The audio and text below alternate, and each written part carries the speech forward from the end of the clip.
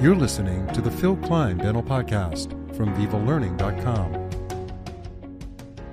Today we're diving into the realm of digital dental scanners, those sleek devices that are changing the way dentists capture impressions. If you're a dentist looking to step up your game with cutting-edge technology, or simply curious about what these scanners can do, sit tight and enjoy today's episode. Our guest is Dr. Scott Benjamin, who is in private practice in rural upstate New York. He is an internationally recognized authority on dental lasers and advanced dental technologies. Dr. Benjamin has faculty appointments at several universities, is the chairman of the ADA Standards Committee Working Group on Dental Lasers, and is past president of the Academy of Laser Dentistry. He currently serves on the editorial board for several prestigious dental journals. Dr. Benjamin will be joining us in a second, but first, when it comes to digital workflow equipment, it's important to partner with companies that provide premium products with unparalleled service, all at an affordable price. That's why you should check out Shining 3D Dental, a company that offers a complete and integrated suite of high-quality and easy-to-use digital dental equipment. Their local offices are based in California and Florida, so you get in-time comprehensive support. In fact, Shining 3D Dental can furnish your office with an entire suite of digital equipment for under $27,000. This includes their Aoral Scan 3 wireless intraoral scanner, Metasmile 3D facial scanner, and the AccuFab 3D printer with its post-processing equipment. Plus, the Shining 3D Dental digital workflow solution includes cloud storage, synchronization, and software for consultation, analysis, and design. So whether you're taking your first step into digital dentistry or you're looking to add additional equipment, check out Shining 3D Dental's complete digital dental portfolio. To learn more, visit shinning3ddental.com. Dr. Benjamin, nice to have you back on the show. As always, Phil, thank you for the invitation. I always enjoy the opportunity of hopefully sharing quality knowledge with my colleagues. Yeah, so we talked a while ago, and I joke with you about this every time I see you, which is not, I'd like to see you more often, but every couple of years when we get together, I always joke about this. We talked about what would happen to traditional impression materials, the goop that we're all mixing up and putting in trays and putting in people's mouths, they're gagging, and it's been working for, obviously, forever. But then, of course, 10 or 12 years ago, we had this discussion about digital scanners, and you said, Phil, in a couple of years, you'll never see that traditional material again. It's going to be replaced. Tell us what your thoughts are now about traditional impressions and where we are with the digital scanner. That was a very funny conversation that we had years ago that I predicted, again, about 10 years ago, that within 5 years, that traditional impression materials were going to be defunct.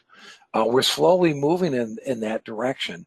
Now, again, in my practice, 95 or greater percent of my single unit crown and bridge, well, actually 100% of my crown and bridge work is done with a digital scanner. When it comes to soft tissue impressions for removable appliances, that's sort of presently where the digital scanning in the in-office tends to fall apart, which is where we still use conventional impression materials. The thing that we got into a problem with is we use it so infrequently that I had to start buying it in smaller quantities because it was expiring before I could use it. We talked about your workflow, which you are kind of a little bit iconoclastic when it comes to how you delegate some of the responsibilities regarding doing your prosthodontics in your office. So enlighten us about how you actually use the scanner and what's the next step and who does what. Well, when I first got into, digital impressions back again, 15 years ago, my own time flies. 15 years ago, my initial training, I took two of my two licensed dental assistants with me down to the training. And as we sat there and did the training, I never touched the machine. I had them sitting in front of it, and I'm known as a computer geek in dentistry. And I was questioned by the instructor saying, Scott, we've known you for years. We know how much you're into computers. You're spending basically $100,000 in this technology, and you're not going to use it? And my answer was, I'm spending $100,000 so I don't have to use it. I trained my assistants to use it from top to bottom. My assistants are much better at the digital impressions and designing the CAD/CAM crowns better than I am because they're doing it literally multiple times a day on a daily basis. All right, so I'm your patient, tooth number 19, broken down, large fillings. I sit in your chair. We're scheduled to do a full crown, and you've got chairside milling all set up in your office, one day dentistry, one visit dentistry. Tell me what the process is and who does what. The one-day dentistry was something that I thought initially was going to be completely bogus as far as does it really work and are patients that interested in it. Last patient I had today, was a matter of fact, made the comment he was so grateful that we could do this crown on his upper central incisors all in a single appointment. And so we developed the workflow that made the most logical sense. I anesthetize and I prep the tooth according to the needs of that particular restoration. After I have done the preparation, I literally will hand the mirror to my chairside assistant, who's licensed in the state of New York, and I ask her to inspect my prep, very similar to how a faculty member would inspect a prep in a dental school. And the question is, can you see everything you need? What do you think should be changed? And I've trained them to be a second pair of eyes for me. Can they visually see the margins? Do they like the emergence profile, or do I need to possibly change the emergence profile of the soft tissue? I'm happy and content, and they're happy and content. I let them do the digital impression. Once the digital impression has been acquired, I'll quickly review it and say, yes, this is satisfactory. We can see what it is. And then they take over just like a lab technician would and do the designing of the crown. If they run into anything as far as a question, gee, I'm not sure if we have enough reduction in this area. I don't like the contour of how this looks. We will then work together on how do we want to change it. They're actually doing the manipulation and I'm doing the anatomical coaching. They then mill the crown and then hand it back to me.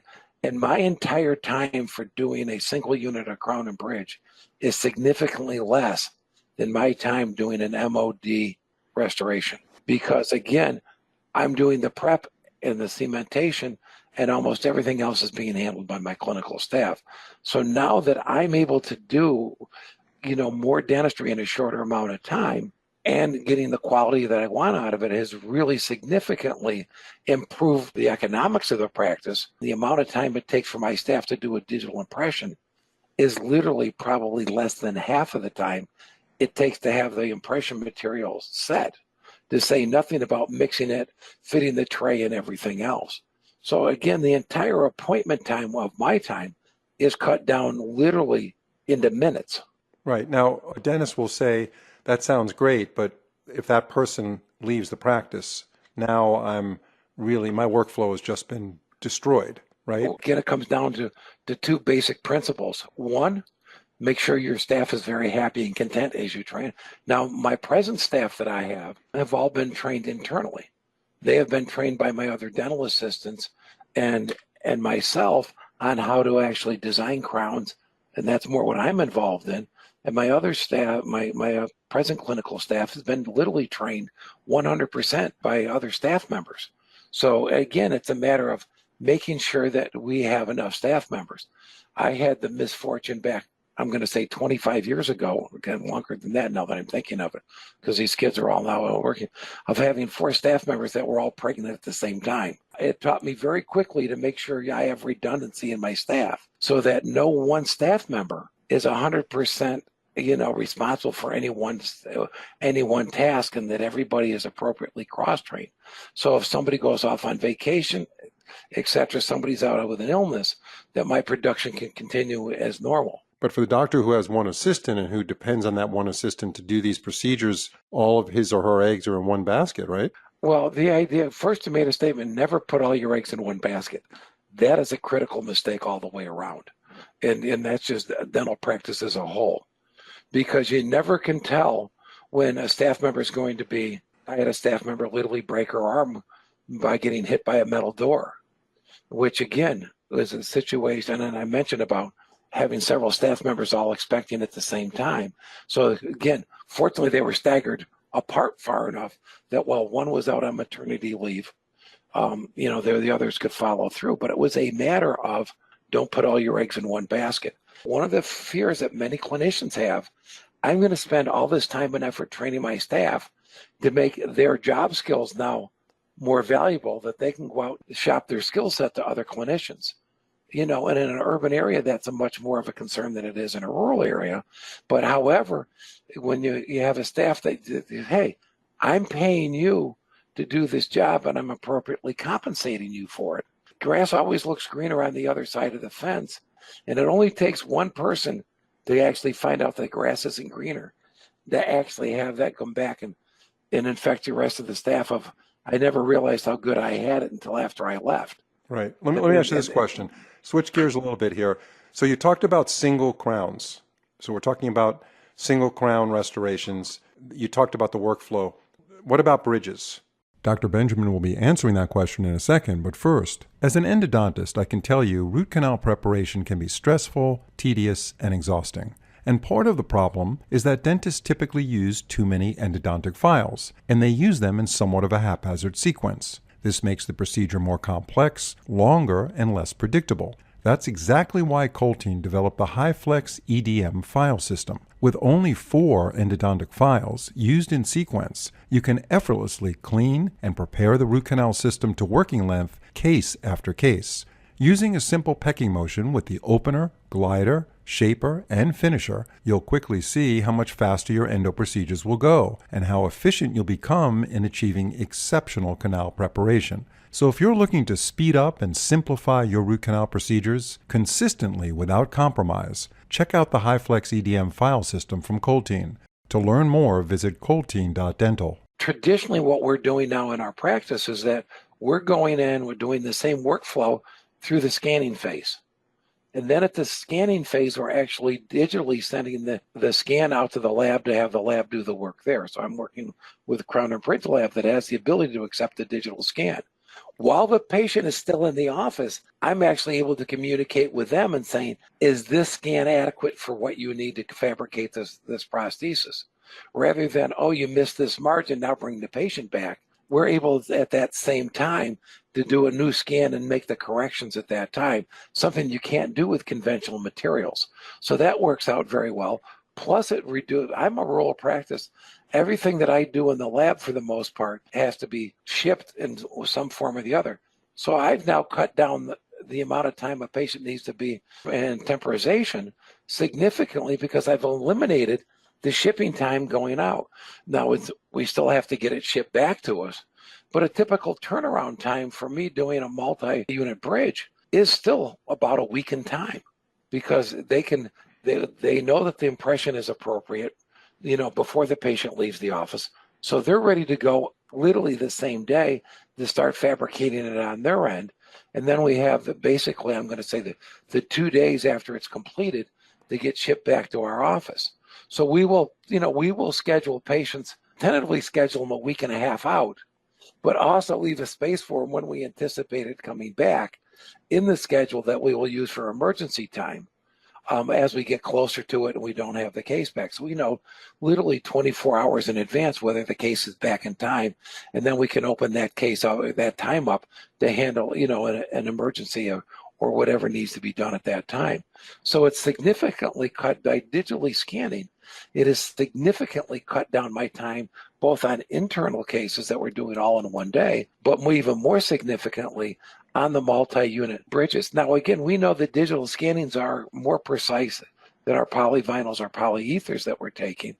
And on top of that, we don't have to worry so much about temporization failure because the amount of time that the patient is temporized is significantly less. We don't have to worry about, the long time of possibly having teeth move or drift slightly because of the lack of appropriate contact or whatever.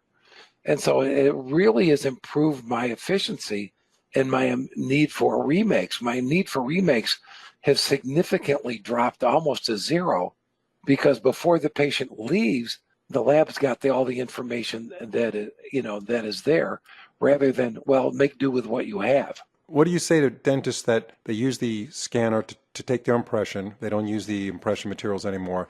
And that's it. They don't do any chairside milling. Everything goes straight to the lab. They don't even do any design work. They don't have a staff that's trained on that. So they strictly cut the prep, use the scanner, send the file out to the lab, and that's where it stops. What's your feeling on that?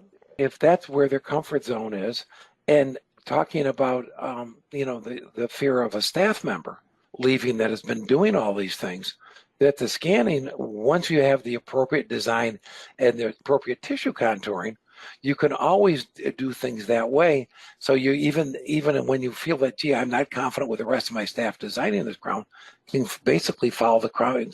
The same thing I do for a multi-unit prosthesis is being shipped out exactly the same way. So it's significantly less. Now, the amount of time that it takes is literally, and I have my office set up, which is what was one of the prototypes, where we actually have scanning stations that we scan the patient in an operatory, and then it's designed and milled on a separate computer in a remote area. So very commonly, while I'm doing multiple procedures on the same patient, we will do the crown preparation and then maybe doing something else in another quadrant, or even in the same quadrant, an occlusal restoration, something unrelated to the contacts on that patient during the same time, so that the patient's time is being utilized efficiently, as well as our time in the office. One thing that, some doctors are saying, I'm not uncomfortable delegating any of this to my staff. Well, that's fine. Do what you feel comfortable doing yourself and delegating what you feel comfortable delegating. That's how you step up the ladder appropriately to do more sophisticated delegation.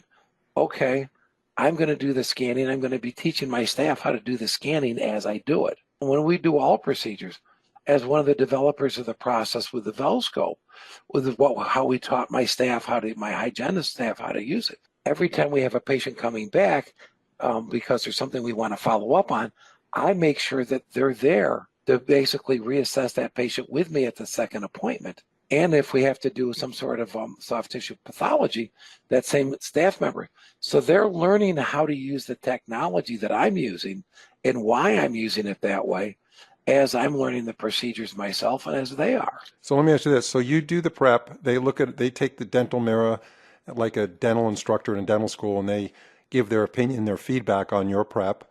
And when you agree that the prep is approved by your assistant and yourself, they basically scan it with the scanner. Yeah. You don't do the scan, and you feel totally comfortable with your staff doing the digital scan. Oh, absolutely. And again, if they have a question on the scan, and usually I'll take a quick look at it, they'll say, I've got the scanning done, take a look at it. Is that satisfactory? Very similar to what it would be if I sent it off to a dental lab for a multi-unit case. Having me approve it, and then in the case of the multi-unit, I'm now being the dental lab saying, yes, that's an acceptable impression. Very similar if you had your staff doing crown and bridge impressions in a conventional way. Is that impression adequate? Yes or no? Right. And if it isn't, why isn't it? And how do we make it correct? Is it a matter of that a piece of tissue got in the way, there was excessive bleeding, or just the angulization was wrong and you missed the margin? And again, one of the reasons my staff is with me forever and a day is I empower them to take responsibility. When they leave at the end of the day, they're as proud of our outcomes as I am, because they have ownership of how that procedure worked. And this is where staff development and training becomes very important.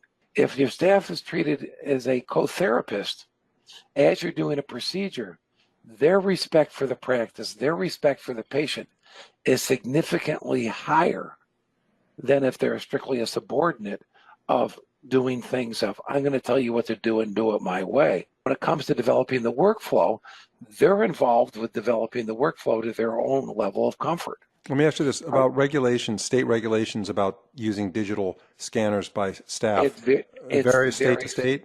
It varies very much from state to state. In the state of New York, a licensed dental assistant, which is now referred to as a registered dental assistant, that has had formalized and in-office training, can do all procedures that are reversible. And obviously a digital scan is reversible.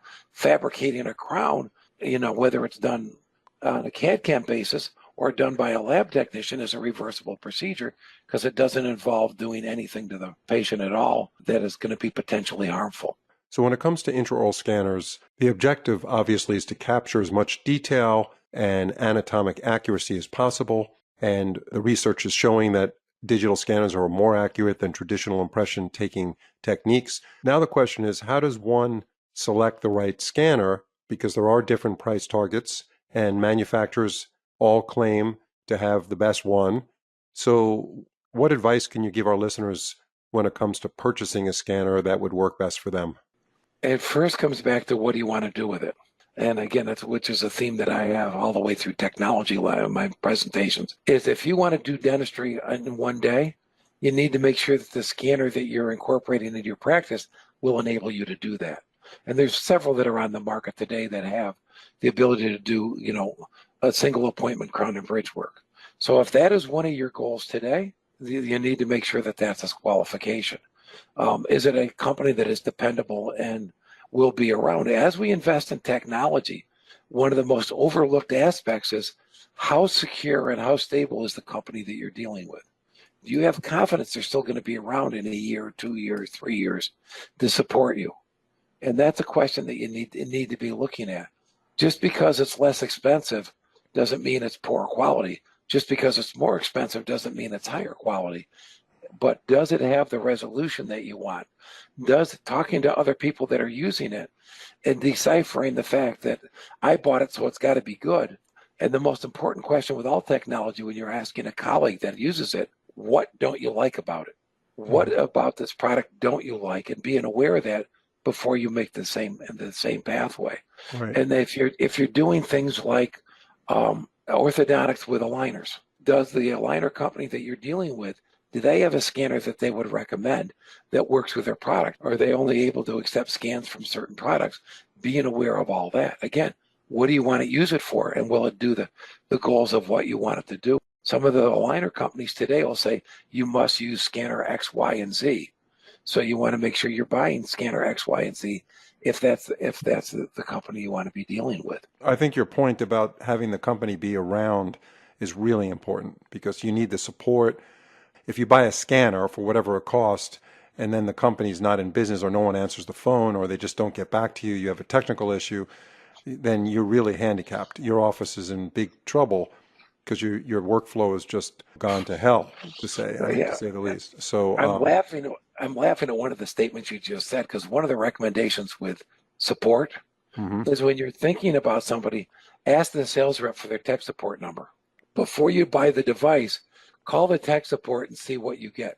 Right, that's a very good point. Well, I mean, your office, it's the lifeblood of your office. When you're doing crown and bridge, and if you're doing a lot of single crowns and patients are scheduled and they're lined up and this thing is not working, and it could be something very simple to adjust, or you're just not getting the results that you need to be able to call someone and someone's got to be around to help you. That's just how it works. And that's important with not only scanners, but all the technology we have in the office, whether it's a CBCT unit, whether it is a digital imaging system, whether it's a laser, whether it's your computer system for your practice management, that when something goes wrong, you want to make sure there's a place to turn to actually have that problem taken care of. All right. Well, Dr. Benjamin, thank you so much, and we'll see you on the next podcast. Thank you for the opportunity, Phil. It's always great discussing things with you. If you've been enjoying our podcast, we'd love to hear your thoughts and feedback by leaving a review on your favorite podcast platform, whether it's Spotify, Apple, Google, or any other platform you listen on. Leaving a review is a fantastic way to support us and help others discover our show.